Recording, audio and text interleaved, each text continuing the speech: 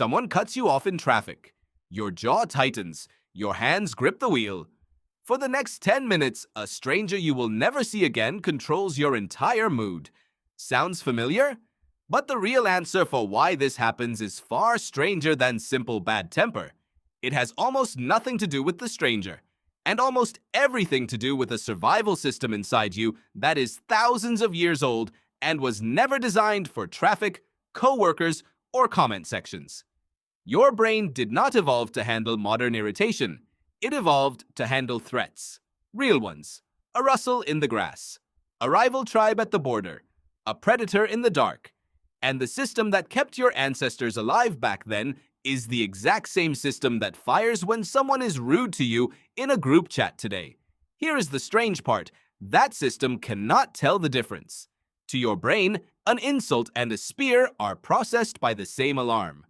The amygdala, a small almond-shaped cluster deep in your brain, does not pause to ask whether the threat is physical or social. It just sounds the alarm. Heart rate up. Muscles tense. Attention narrows. This happens in under a fifth of a second, long before the thinking part of your brain even catches up. Neuroscientist Joseph Ledoux, who spent decades mapping fear and anger circuits, called this the low road, a fast, reflexive path that bypasses reason entirely.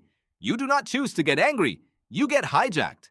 And here is where it gets uncomfortable. That hijack used to matter.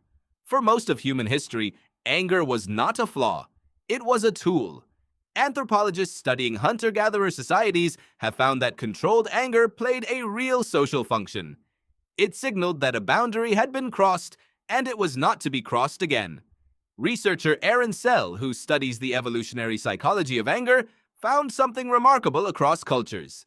People who were physically stronger or socially more powerful reported feeling angrier more often and believed their anger was more justified. Anger, in other words, evolved as a bargaining tool. It exists to renegotiate how you are treated, which means your anger today is not random. It is an ancient negotiation reflex, firing in a world that no longer negotiates that way. You do not live in a small tribe of 40 people anymore, where every insult had a face attached to it and every conflict had to be resolved because you would see that person again tomorrow. You live in a world of thousands of micro-interactions a day. A rude email, a dismissive tone, a stranger online. Your ancient alarm system fires at all of it, as if each one were a threat to your survival, but almost none of them are. So how do you turn down an alarm that fires 100 times a day for threats that do not exist? The answer is not suppression. Suppressing anger does not work. And the research backs this up clearly. Psychologist James Gross, who has spent his career studying emotion regulation, found that people who try to simply push anger down and hide it end up with higher stress hormones and worse memory of the interaction than people who do nothing at all. Suppression does not turn the alarm off. It just muffles the siren while the fire still burns. What actually works is something almost embarrassingly simple. It is called reappraisal, and it means changing the story your brain tells itself about what just happened before the story finishes forming. Here is what that looks like. Someone snaps at you. Your first automatic story is, "They are attacking me." That story activates the ancient threat circuit. But if, in that same half second, you consciously insert a different story, "They are having a hard day. This has nothing to do with me," the amygdala calms down almost immediately. Gross's research shows this is not a philosophy. It is measurable. Brain scans show the amygdala's activity drops within seconds of a reframed thought. You are not pretending to feel calm. You are actually rewriting the alarm before it finishes ringing. This is, strangely, exactly what ancient Stoic philosophers were doing 2,000 years before neuroscience could prove it.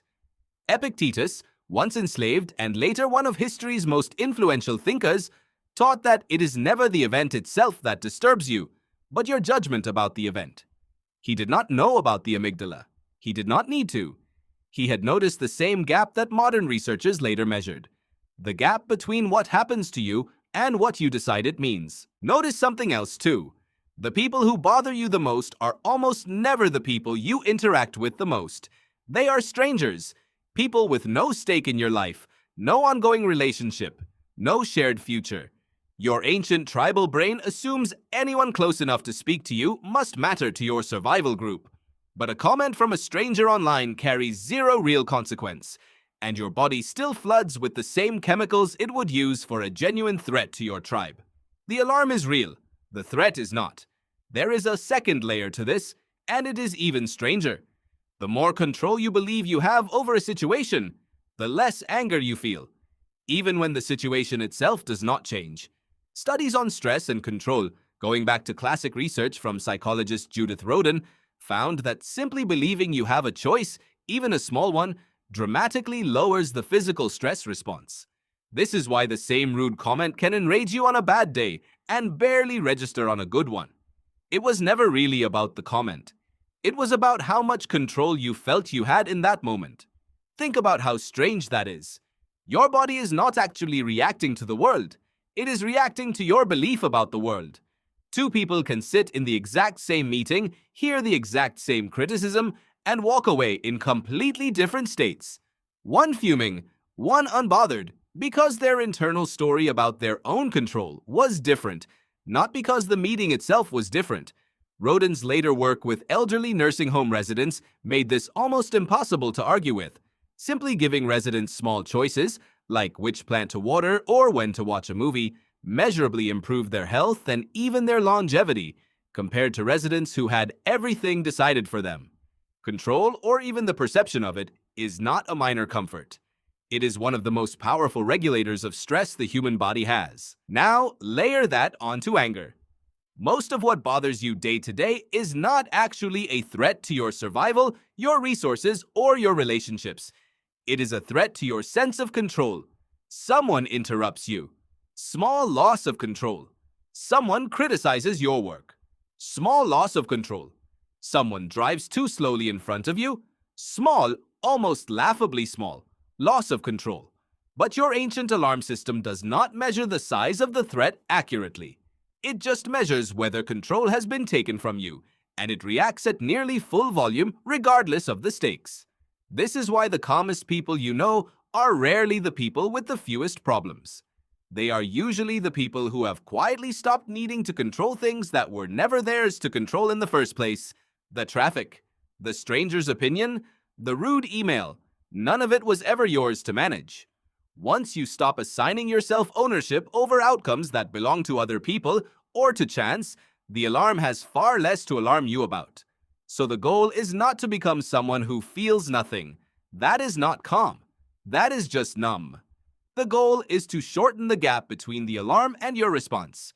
Ancient humans who could regulate that gap survived longer, cooperated better, and led more successfully within their groups. The same is true now. The people around you who seem unbothered are not lacking the alarm. They have simply trained the half second after it. Try this the next time it happens. When you feel that first flash of heat, do not react. Do not suppress it either. Just name it. Silently say, "This is the ancient alarm, not the real threat."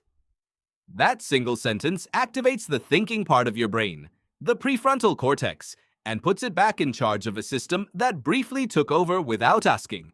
It sounds too simple to work, but naming an emotion has been shown, in study after study, to reduce activity in the exact brain region driving it.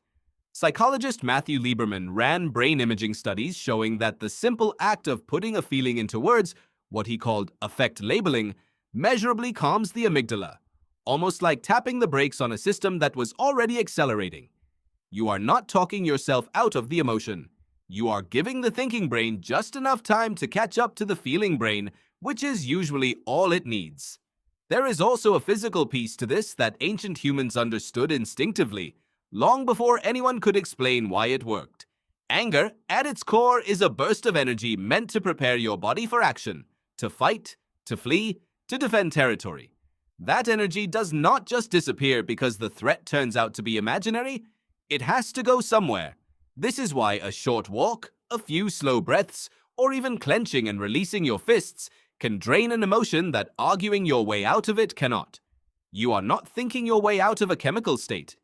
You are letting the chemical state finish its course, the way your ancestors did after every false alarm in the grass. Over time, something interesting happens if you keep practicing this. The gap between the alarm and your reaction gets a little wider, almost every time. Not because the alarm gets weaker, it probably never will, it is far too old and far too useful to disappear, but because you get faster at recognizing it for what it is. The stranger's comment still registers.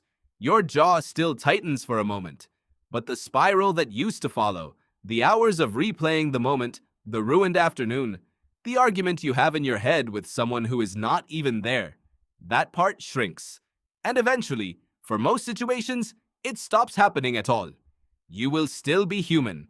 You will still feel the flash. The rustle in the grass will always make you turn your head, because that instinct kept your ancestors alive. But whether that flash becomes a spiral or simply passes through you, that part is no longer automatic. That part, it turns out, was always yours to decide. Someone will cut you off in traffic again tomorrow. Your jaw may still tighten for a second, but this time you will know exactly what that tightening is. Not a verdict on your day, just an old alarm ringing for a threat that left the building 10,000 years ago.